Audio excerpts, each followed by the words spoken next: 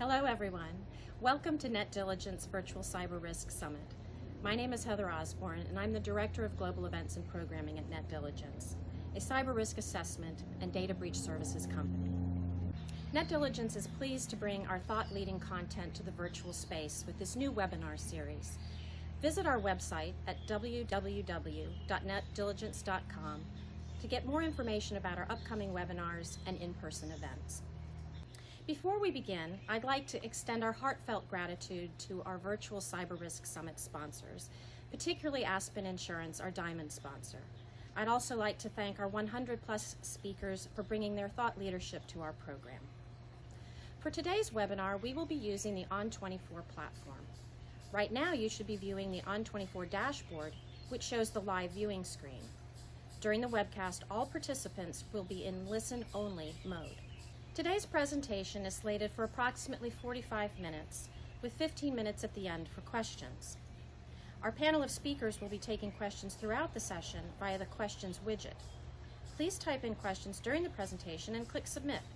If your question is of immediate import or concerns technical problems, you will receive an immediate answer by text. You can also find a widget entitled Resources, where you can download assets provided by the speakers and sponsors for each webinar. Just click the resource in the box and it will be automatically downloaded. If you are interested in receiving CLE or CE accreditation for this program, you must stay on for the full duration of the webinar and answer 3 polling questions that will appear during the course of the program. Additionally, please fill out the participant information questions.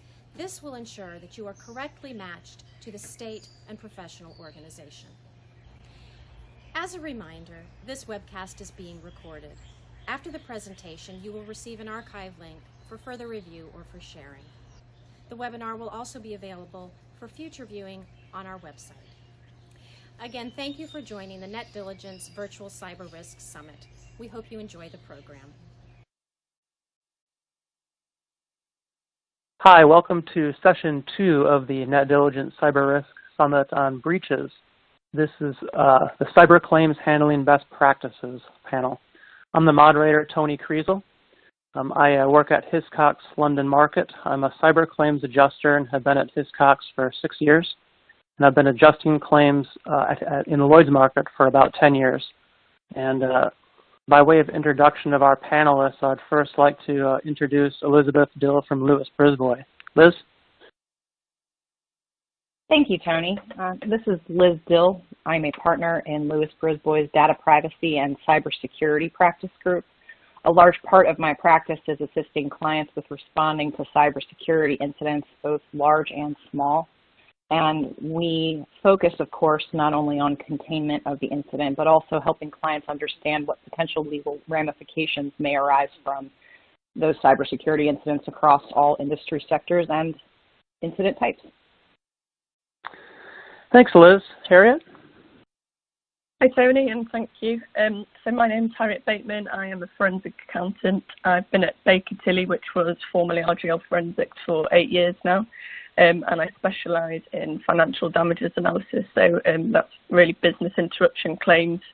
And I've previously worked in the London market. That was for about 5 years, and then the last 3 years I've been in New York. And cyber over the last 3 years has become more or less exclusively what I do. So I live and breathe cyber business interruption.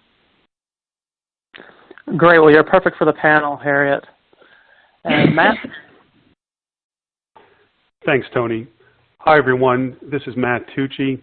I work at Sompo International. I currently oversee all cyber, media, and tech claims for Sompo International.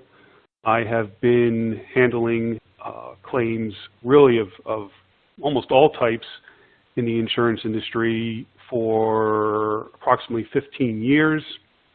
Prior to entering the insurance market, I practiced law, and before that, clerked with a judge in New Jersey.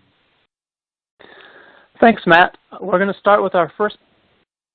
The question is, to whom is it most efficient for a policyholder to send first notice of a cyber loss? And your choices are its insurance broker, its insurance carrier, or a law firm or other service provider. Please mark your choice and press Submit.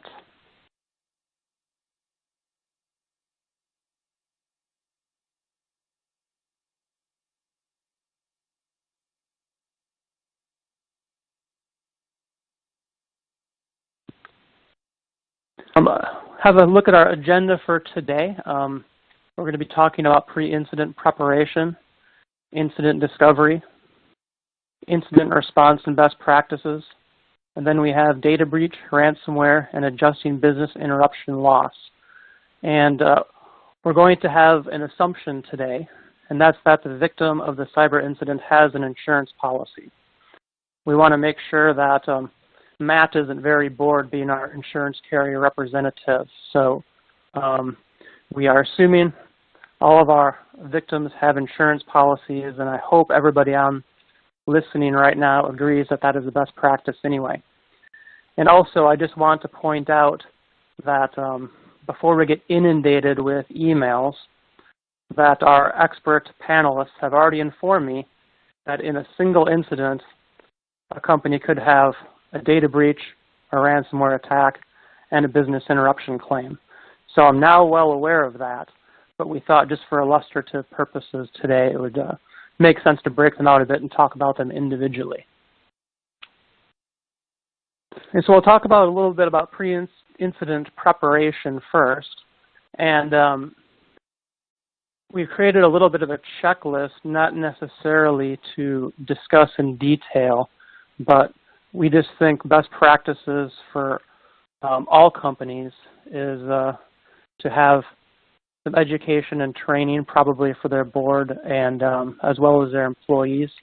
And we hope their IT also has sufficient cybersecurity training.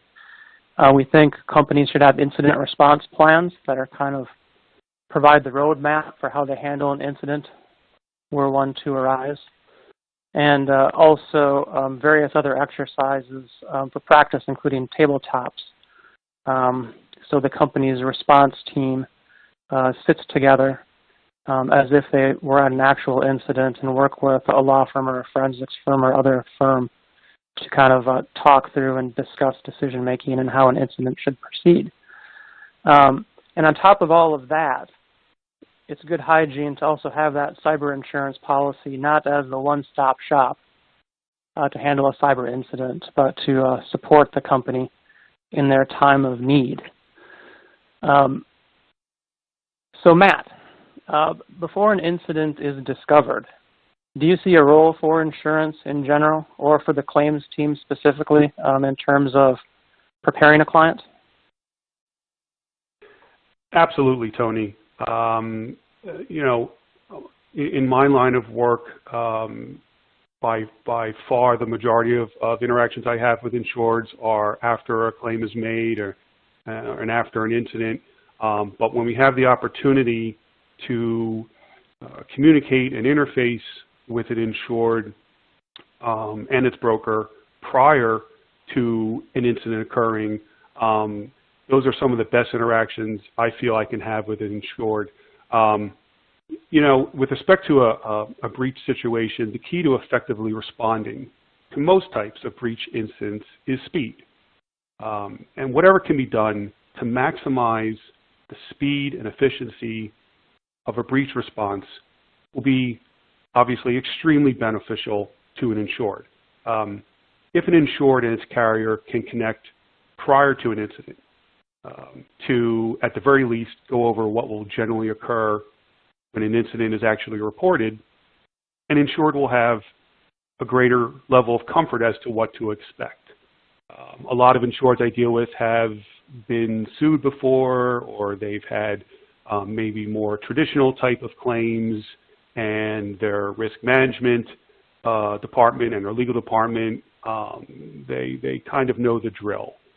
They know that, you know, they know what the process is with respect to those quote-unquote traditional claims. Cyber matters, breach incidents, those are typically something that a lot of insureds and their in-house people have never seen before and have never dealt with before. It's a different kind of animal. And so any chance that we have to educate insured as to what to do, what to expect, who you will be speaking with, what roles certain parties are going to play in assisting you. I found that that is, as I said, extremely helpful to an insured. As you said, one form, just a simple example, one form of this could be a tabletop exercise and the like. I feel it is a good habit to practice a fire drill and go through that before there's an actual fire. Absolutely. And of course, another thing that you might discuss is who those vendors or service providers are going to be. And I know it's a conversation that we've had with clients. And Liz, from a breach coach perspective, are you ever asked to clear conflicts before an incident in terms of the client being prepared to instruct you or an incident to actually arise? Yes, we often do that. Whenever a client comes to us, in whatever posture they do come to us, we like to run conflicts up front because, to Matt's point, one of the things that's so important for an effective response to an incident is speed. So when the client comes to us, we run the conflicts so that we can work through any potential issues and know that we are ready to go in the event that an incident does occur.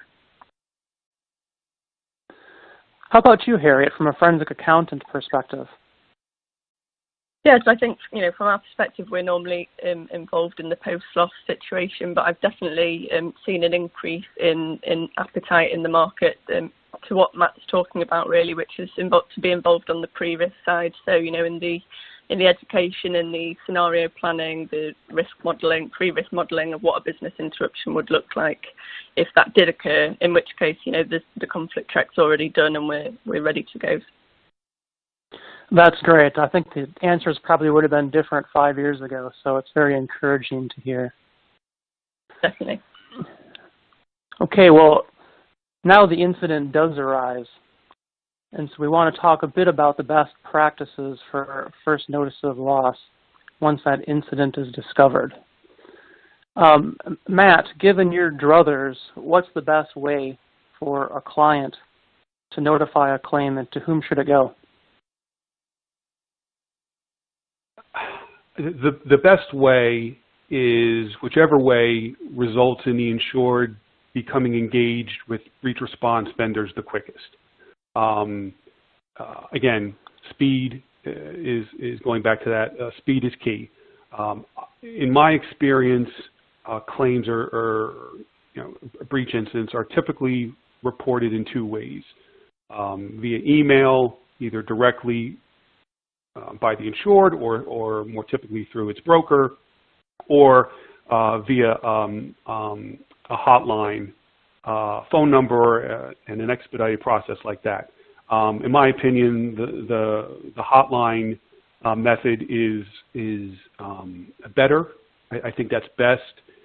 Typically, the messages left via the hotline, they get sent obviously to the law firm or whichever entity is monitoring the hotline. In addition, it gets sent to the carrier, so an insured is very quickly notifying multiple entities at once.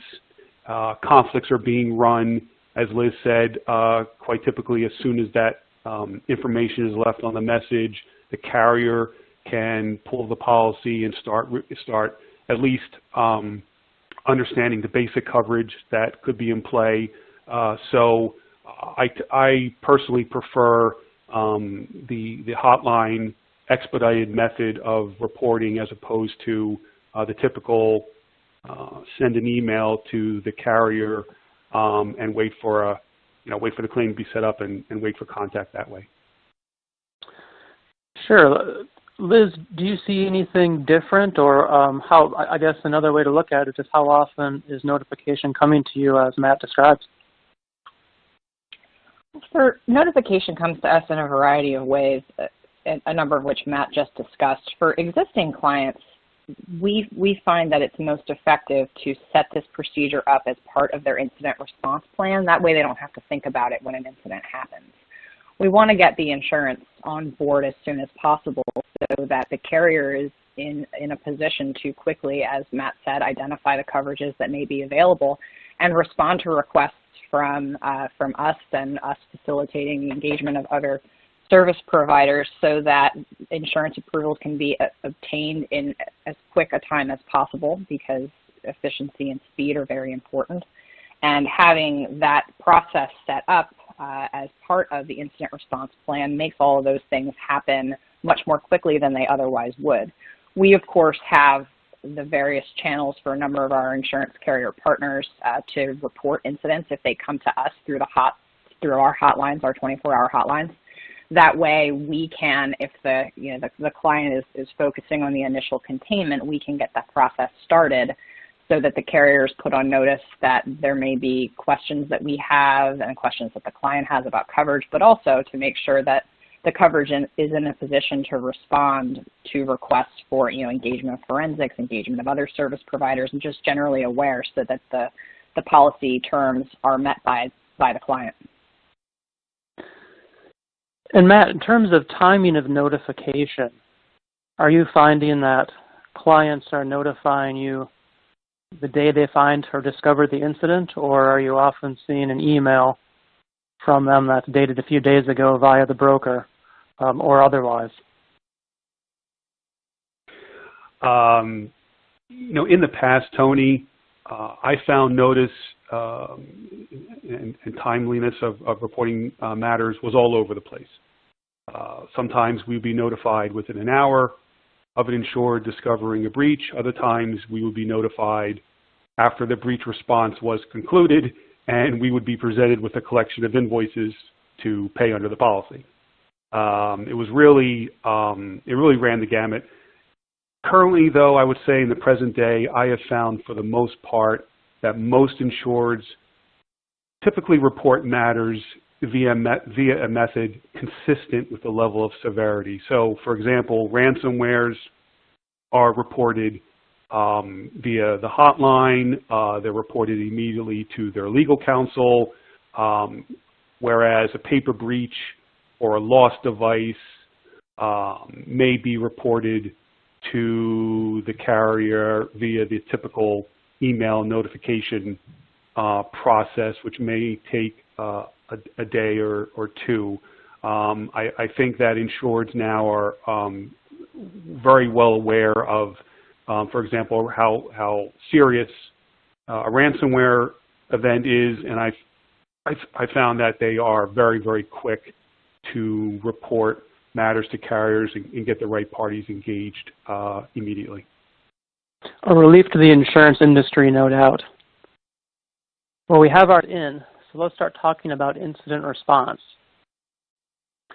Liz, who's best placed to decide or recommend which service providers are needed at the time of incident? We talked about how notice could come to a variety of different parties, or as Matt described, preferably several parties at once. But if, in your view of the world, who can best handle that onboarding process and get all of the right constituents involved? I'm sure it will come as no surprise that I like to be involved at the beginning to identify the appropriate service providers to get involved in an incident. And of course that's done in concert with the insurance carrier, because there are certain panel members of preferred providers that are available to our clients via the insurance coverage that they have. But because we are dealing with, numerous incidents at the same time, we know who is best situated based on location of the client, kind of incident, industry sector that they're in, and other things that are unique to each situation, for us to be in a really good position to make recommendations about which service providers to bring on board, or to vet to bring on board. Matt, that seems to be a good option, but have you ever seen it work differently, even a client or broker trying to kind of take control of that process? I have. I will say at the outset, I agree with Liz. I would prefer to have the breach coach be the hub, be the quarterback running the show if possible. But yes, I have seen situations where I would say an insured more so than the broker, Tony. I've seen some insureds who, before they put a carrier on notice, they've retained legal counsel, they've retained forensics, and they've sometimes even have contacted the threat actors in a ransomware event, and they've already opened up that dialogue. So several steps have occurred already, and so when the carrier is placed on notice, the horses, in a sense, left the barn sometimes, and the insured feels confident that they have the right parties to help them. They have a plan, and they would prefer that the carrier just be supportive and go along that way. Sometimes that is not a bad plan. Obviously, it depends on the circumstances, but as I said, in my opinion, ideally, we would like to be notified first, and from the outset, we, the carrier, would like to be engaged along with breach counsel so we can make sure we do have the correct plan, have the right parties, make sure the proper entities from a panel, let's say, are being used, so coverage is confirmed for those efforts, and proceed from there. So looking at this diagram, Matt talked about the hub, and both Liz and Matt kind of indicated they thought breach coach or privacy counsel might be the best to kind of begin with to get that incident response moving in the right direction. And Liz, let's talk a bit more about that. Why exactly do you think counsel is in the best place to do that, and why wouldn't it first notice of loss or the first provider be an IT forensics firm, assuming the network needs a thorough forensic investigation? We certainly want to bring forensics and an IT investigations firm on board quickly, but the reason that legal is so important in the beginning is because we can quarterback the entirety of the response, and that's all aspects, not just the containment, but making sure that whatever investigation is done and whatever restoration takes place, especially in the case of ransomware attacks, is done with an eye towards both restoring the client's business safely and effectively, but also making sure that we can identify and comply with any legal obligations that may arise from an incident. And because legal has the ability to see how all of the pieces of an effective response fit together, both from the insurance side as well as from the forensic side, and our role in making sure that along the way the client does what they need to do to comply with all of their legal obligations, we're in a good place because we can see how all of those things need to come together, and we can direct those things if we're involved at the beginning to make sure that they all proceed concurrently with each other and that evidence isn't lost that maybe prevents an effective forensics investigation, and also to make sure that, as I said before, that coverage can respond appropriately and effectively when the need arises for approvals to be received so that the process can proceed in a timely way. And that's important from a legal perspective too, because if you have an incident that implicates the exposure of personal information, you always have to be concerned about the possibility of consumer notification and a potential regulatory inquiry if you have to notify state or international regulators. And you want to make sure that the incident is proceeding on with all due haste and diligence the entirety of the response from the time that you learn about it to the time that you complete the investigation. So because we can see all of those pieces and how they need to fit together to maximize legal compliance and, of course, to facilitate effective containment and restoration, I think we're in a good position to be the hub around which the response revolves, because we can direct all of those things with an eye towards the entire picture. I've been told by a number of law firms over the years that one of their roles is making sure privilege is maintained from the very first instance, and therefore they should be the law firm should be retaining the forensics firm on behalf of the client. And I understand there was an important ruling in a case involving Capital One. Can you talk a little bit about that, Liz, and any impact that might have on the presupposition that that's a good reason to have the breach coach involved initially? That's certainly one of the things that we talk about at the beginning, in that the privilege, maintaining the privilege by having counsel involved, because then all of the service providers that are engaged, they're doing their work at the direction of counsel, and they are facilitating legal advice that we provide to clients. And what I would say is that there have been decisions that have come up through the years that have implicated the attorney-client privilege and the work product doctrine in particular, with regard to forensics reports and other pieces of the investigation. And I would say that each incident and each lawsuit that may arise from that incident is very unique. But I think that the principle is very solid, that when when service providers, particularly forensics, are engaged at the direction of counsel, the advice that they give and the recommendations that they have are, to a large extent, for the purposes of us providing legal advice to a client, which is at the very heart of attorney-client privilege. Yeah, my nota bene on the European side where I sit is that when I first started adjusting cyber claims, the IT forensics firm often would be called in first because my colleagues that handle a lot of UK claims would say, what's the point of paying for those expensive law firms if there isn't a data breach? And I'd just note that the General Data Protection Regulation changed that, in that if a data breach is discovered, a client only has 72 hours to report that to the relevant regulator. So I've seen the European model kind of move to that counsel first kind of hub as well. And my last question on this, Matt, is theoretically, and I'm guessing per most insurance policies, insurer consent is needed kind of each step along the way. Are you finding that your clients are pretty receptive to looking to you each time they want to bring somebody in or somebody different in? Yes, for the most part. Not always, but for the most part.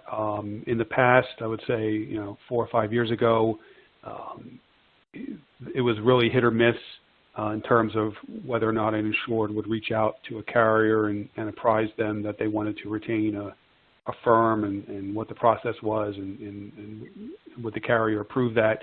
Now I think insureds are more educated with respect to the coverage. That's probably due in large part to education from their brokers, I would suspect.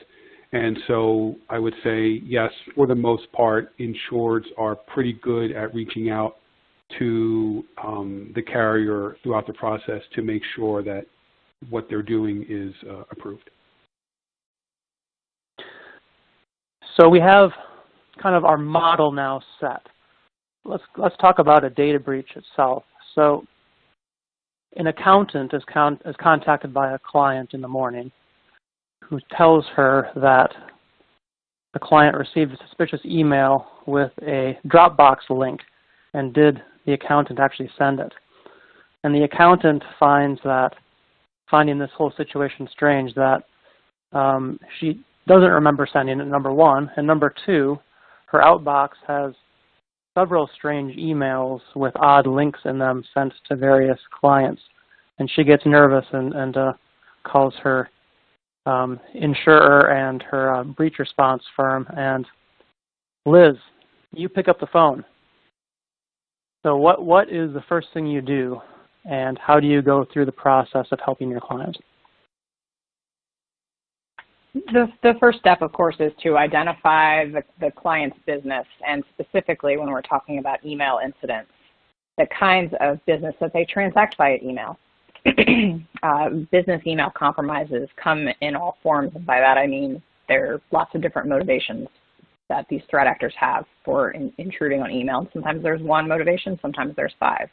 But for the particular accountant example, and I actually have several of those cases right now, as I'm sure everyone does right now, you'd want to get forensics on board as quickly as possible because accountants deal in sensitive information. And everybody does business by email these days. So despite everyone's best practices, it's almost inevitable that an accounting firm is going to have information that is protected by state law, by federal law, by international law in their email. And so after getting those basic facts, and if it's an existing client that I know is an accounting firm or another kind of client that deals in sensitive information, we reach out to a forensics provider and get them on the phone with the client as quickly as possible because evidence has a tendency to roll over and certainly more quickly for some email platforms than others.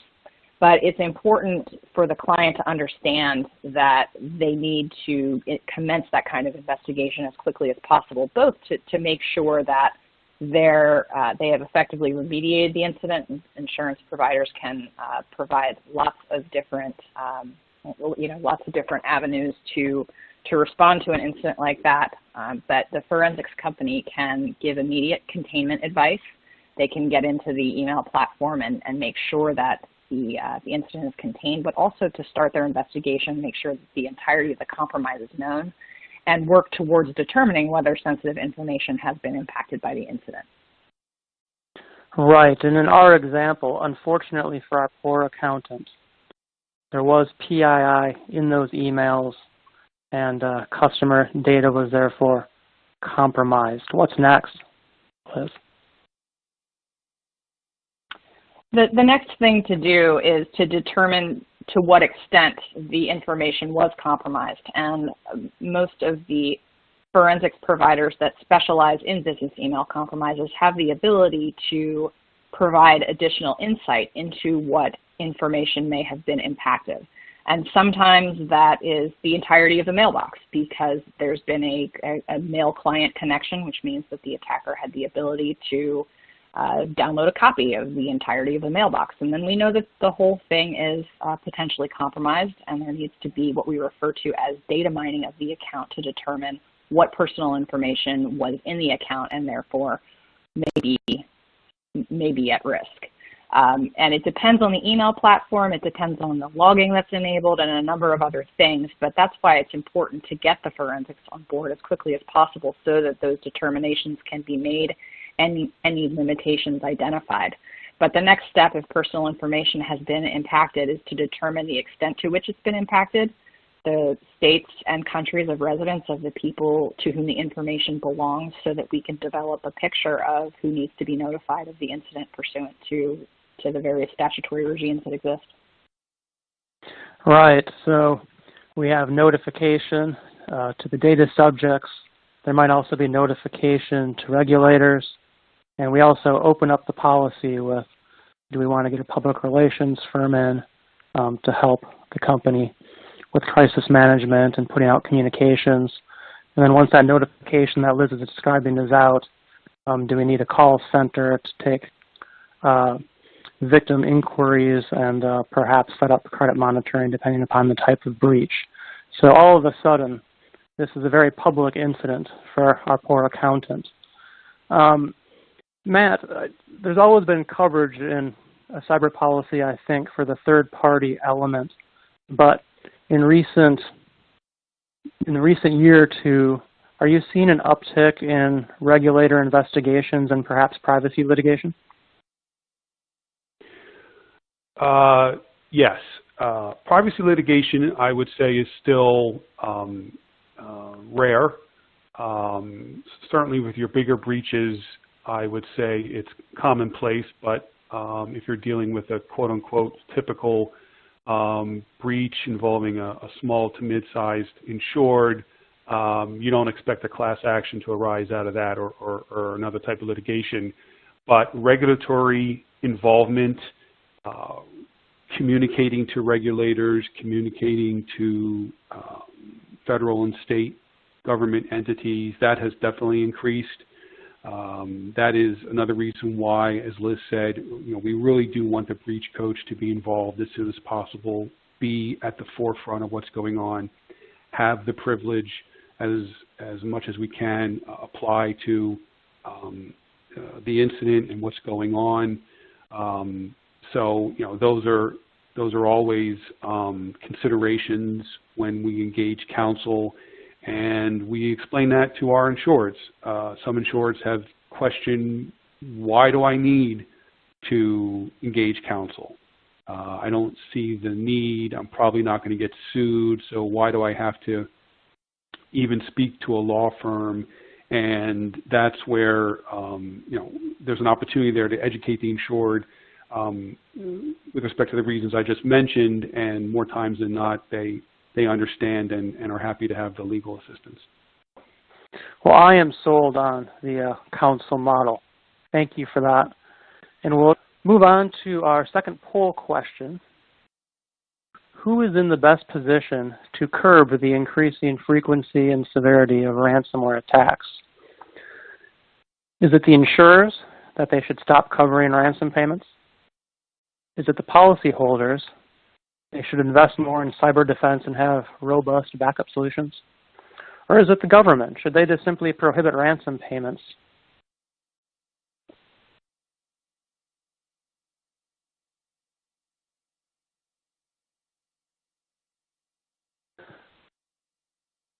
And the way into ransomware attacks. Matt, without naming any particular companies, when you get that notification from a client that says we have a ransomware incident ongoing, are you calling the same types of IT forensics firms you would always call? Or are there kind of particular experts or providers, whether in that IT forensics space or outside it, that you would call?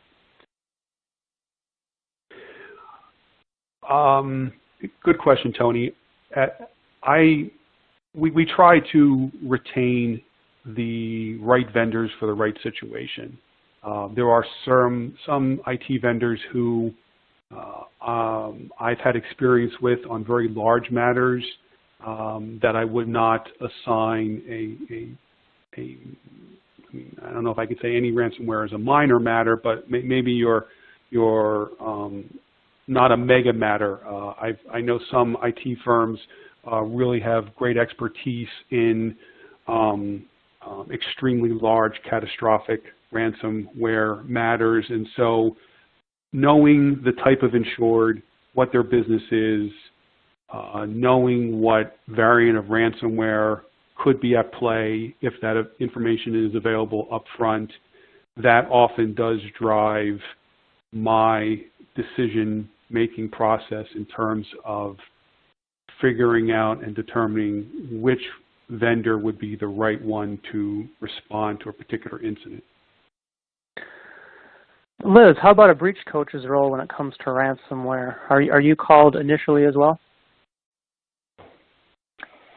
Yeah, yes, we usually are, and we, of course, this will come as no surprise, prefer it that way. And particularly with regard to ransomware, the client's first consideration, their first immediate concern is to contain the incident and to get their business back up and running.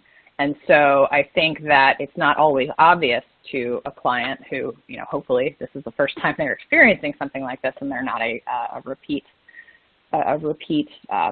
attack target, but they immediately are concerned with getting their business back up and running, and of course they are. That's only natural.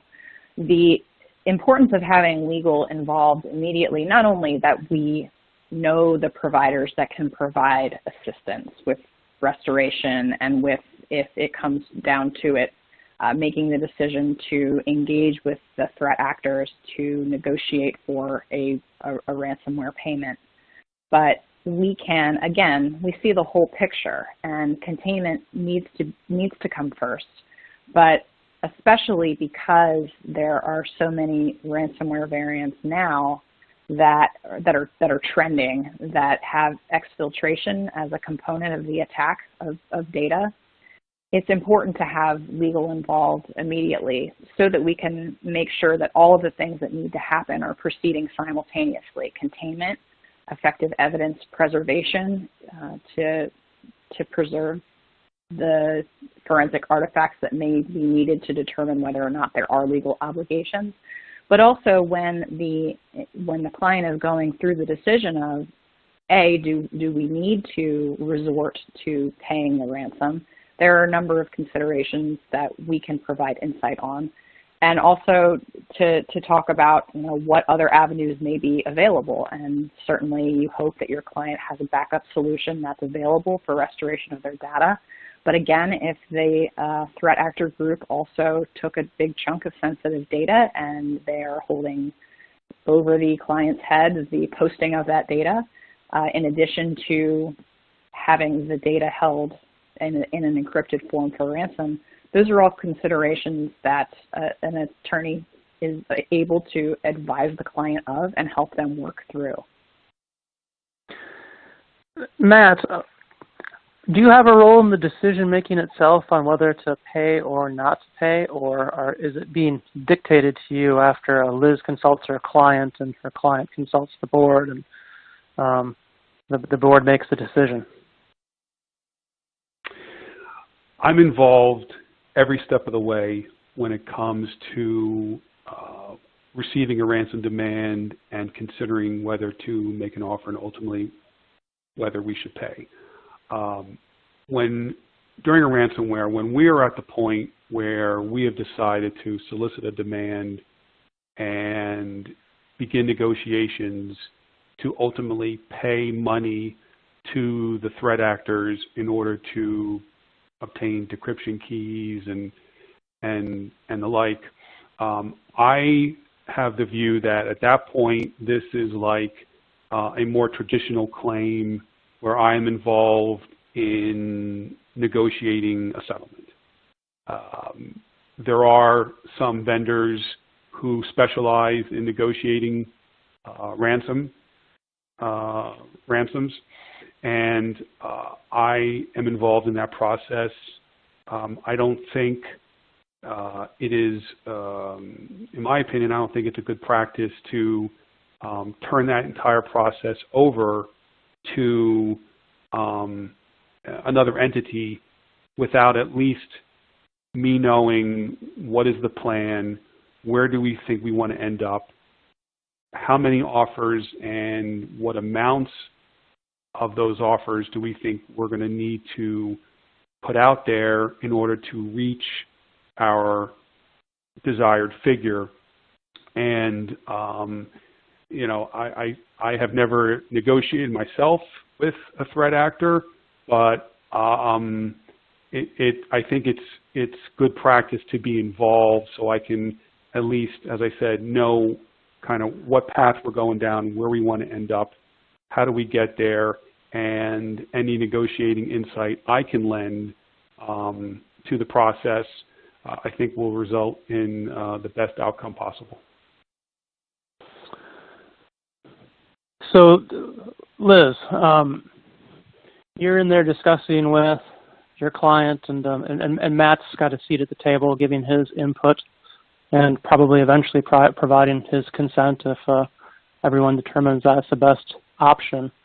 But if it's a good day and the client has confidence that it can restore from backups, before that decision is made to kind of put off the threat actor, is it always the case that those backups are sufficiently examined before that decision is made?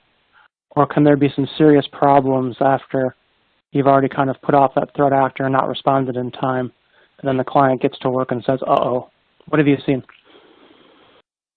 Well, that underscores the importance of having a digital forensics company that specializes in ransomware response involved in the beginning. They can take a look at certain markers relating to the extension that's appended to the encrypted files, the ransom note, and other things, and determine what threat actor group the client is dealing with. And for firms that regularly do ransomware response, they have a number of these cases going with all these different threat actor groups simultaneously all the time. So they know the group's tendencies, and they know what you need to do in order to make sure that in the event that a backup solution is not available, that you can still communicate with the threat actors. To use a couple of examples, there are some groups that you really need to get in contact with them. The initial contact needs to be made quickly. Otherwise, they stop checking the email address that they have given in the ransom note. And so then that avenue is unavailable in the event that a week later it's determined that there's no backups available, and then you don't have any avenues for data recovery.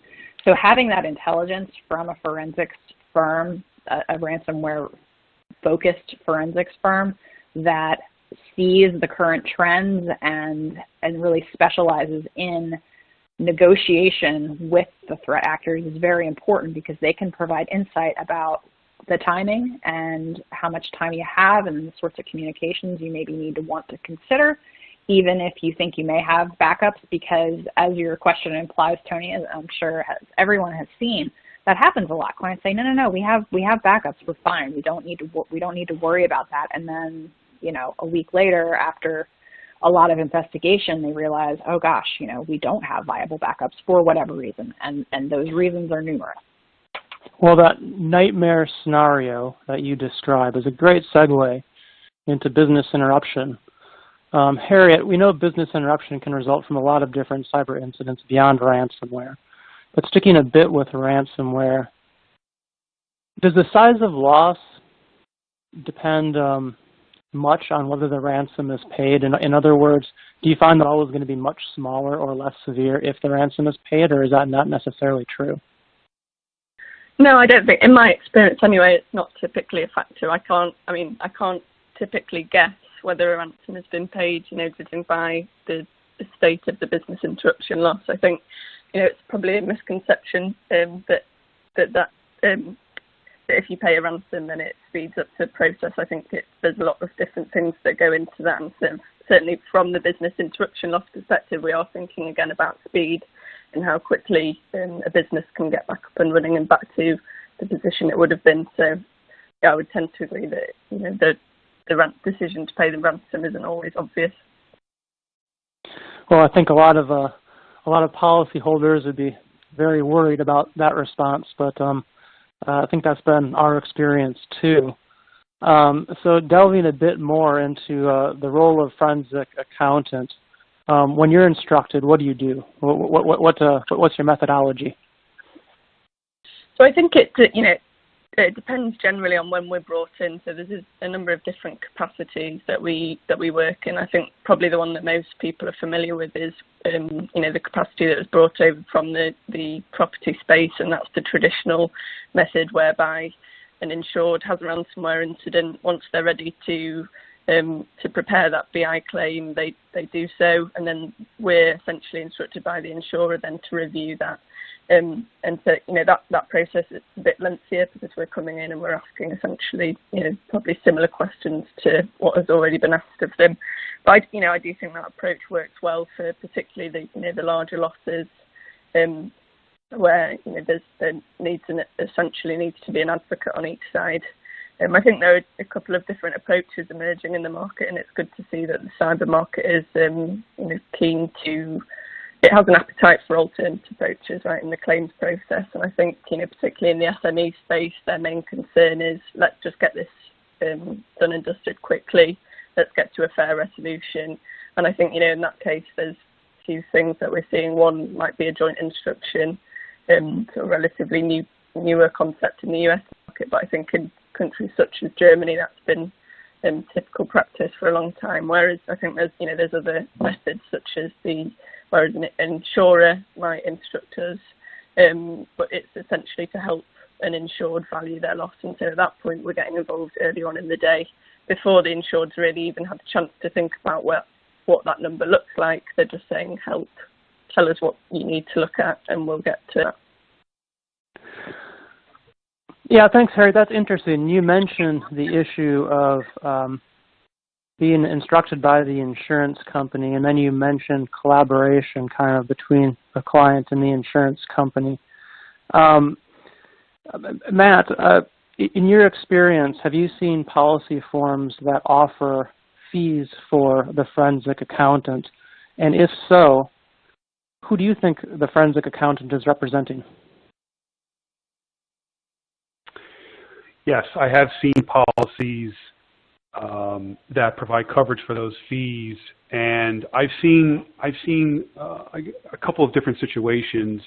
Certainly, when an insured retains an accountant on its own, there's no doubt that obviously that the client of that firm is the insured. I've also recently, actually, I would say in the last 6 months to a year, have received more and more requests from insureds who would like, or I should say are comfortable with, the carrier retaining a forensic firm to assist the insured in putting together its BI claim. And it's been discussed and made clear with the insured that the carrier has retained the accounting firm, the carrier is the client, but the accounting firm is going to communicate with you to put together your claim and to help you prepare the right information so the carrier can make its decision. And a lot of insureds have liked that approach, and it has worked pretty well. Matt, I'd agree with, I'd just say that I would agree on that, just that's definitely a trend that we're seeing more of, and I think, you know, it obviously requires trust on both sides. It requires the trust of the insurer that, you know, the forensic accountant is doing the right thing, and then also the, you know, the appetite by the insured that, you know, that we're going to be getting to a quicker resolution, and that, you know, all things are going to, I think the key is probably keeping the process transparent in a scenario like that, and keeping everybody appraised so that everyone's comfortable along the way. Well, that's encouraging, and certainly would save costs, I think, on both sides for the insurer and the insured.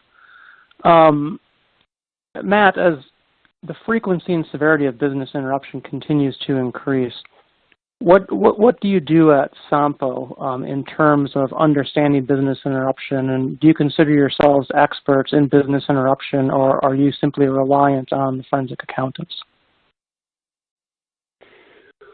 Unfortunately, Tony, I'm becoming, I wouldn't say an expert, but I'm definitely becoming more knowledgeable of BI claims, I think, as we all are. I say unfortunately because I'm not sure that's a good thing, but it is the state of the world.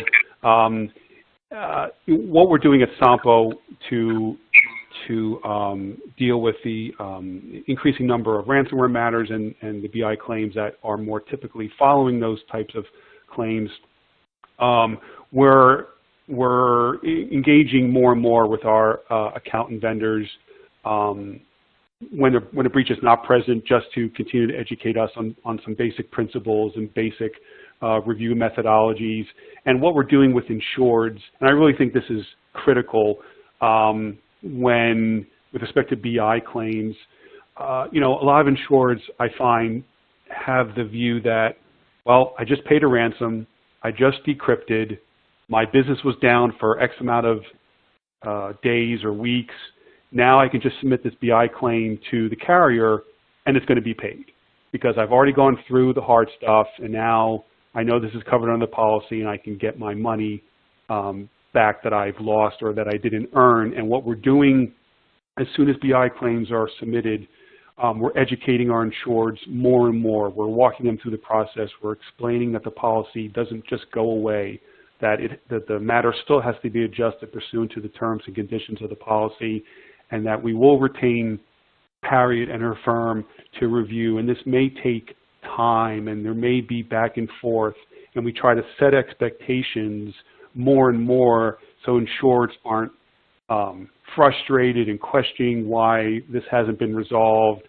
And we're also educating the brokers as well, and we find that when we have a chance to do that more and more, because we're just dealing with more and more BI claims, so the process is more involved, once we can set those expectations for an insured and their representative, we find that there's a lot more understanding and the process goes a lot smoother and better for the insured, quite frankly. Well, it's certainly encouraging to hear both you, Matt, and Harriet as well talking about this collaborative approach and helping the insured through the process rather than having it be an adversarial approach between the two sides. So that's certainly a step forward in cyber business interruption. And with that, we'll go to our final polling question. Are cyber insurers equipped to adjust cyber business interruption losses? And your choices are only if they retain the correct experts, like Harriet, only if their claims handlers obtain the correct degrees and credentials, which maybe Matt's headed towards, or no.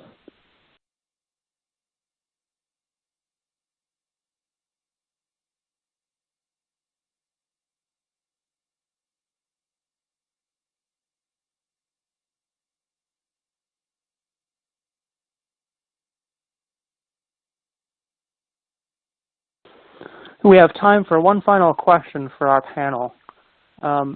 Starting with you, Liz, what aspect of cyber claims response or handling is in most need of improvement? Really, I think that the process is often most held up by the client not knowing what resources are available to them. So I would say that one of the things that we find for clients that come to us with data privacy and cybersecurity questions is really development of that incident response plan, so that all of the pieces can be put together very quickly because they're all in one place already. So I would say education to industry about the need to have an effective plan and one that really can respond quickly in the event of an incident is something that I see a continued great need for.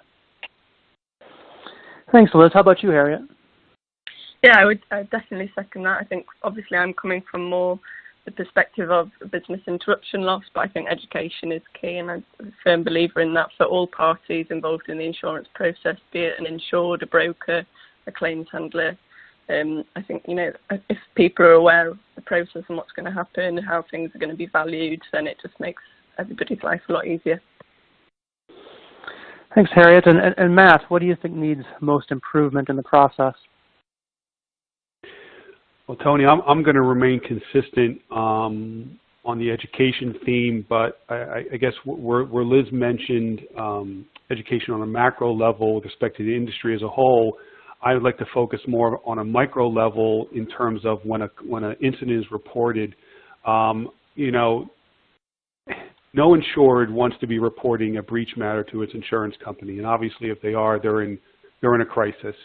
And I think that what we should strive to do when these matters are reported is to take the time to explain to the insured, you know, the entire process. You know, starting with you are very likely going to have multiple phone calls with likely parties that you have never spoken to before, and they're going to happen in a very short period of time. You're going to speak to legal, you're going to have a scoping call with forensics, you're speaking to an insurance company, you may speak to the insurance company again.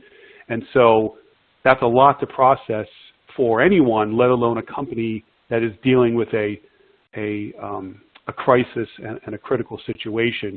And so I think that if we can, aside from the coverage review and the legal analysis, and that's obviously very important, but I think if we all, when we deal with insureds in situations like this, if we can take the opportunity to explain who you're going to talk to, that these entities are here to help you, that we are all engaged to assist you and get you through this incident as quickly and as efficiently as possible, and kind of lay out that roadmap so they have a level of comfort with respect to what is going to happen.